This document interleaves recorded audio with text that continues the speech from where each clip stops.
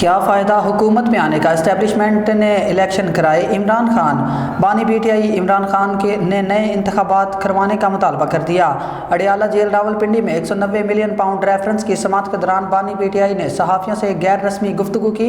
مخصوص نشستوں کے فیصلے سے متعلق سوال کے جواب میں کہا کہ اب کیا فائدہ حکومت میں آنے کا؟ اسٹیبلشمنٹ کو صاف اور شفاف انتخابات کروانے کے بعد کسی جوڑ توڑ کا حصہ نہیں بنیں گے۔ ملک بچانا ہے تو واحد راستہ صاف اور شفاف الیکشن ہے۔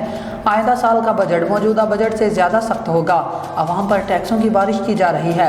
مذاکرات سے متعلق سوالوں کے جواب میں انہوں نے کہا کہ میں مذاکرات کے لیے تیار ہوں، لیکن ہماری 3 شرائط ہیں۔ ایک، میرے کیسز ختم کریں۔ دوسرا، ہمارے لوگوں کو رہا کریں۔ تیسرا، ہمارا مینڈیٹ واپس کریں۔ میں نے جنرل باجوہ سے 2 مرتبہ مذاکرات کیے۔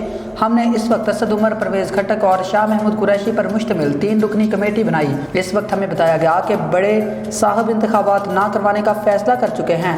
بانی پی ٹی آئی کا کہنا تھا کہ سپریم کورٹ کے کل کے فیصلے کا خیر مقدم کرتا ہوں۔ فیصلہ مثبت پیش رفت ہے جس سے عوام کو امید ملی ہے۔ اللہ کا شکر ہے سپریم کورٹ کے جج رول آف لا کے لیے کھڑے ہو گئے۔ رول آف لا میں طاقتور قانون کے نیچے ہوتا ہے۔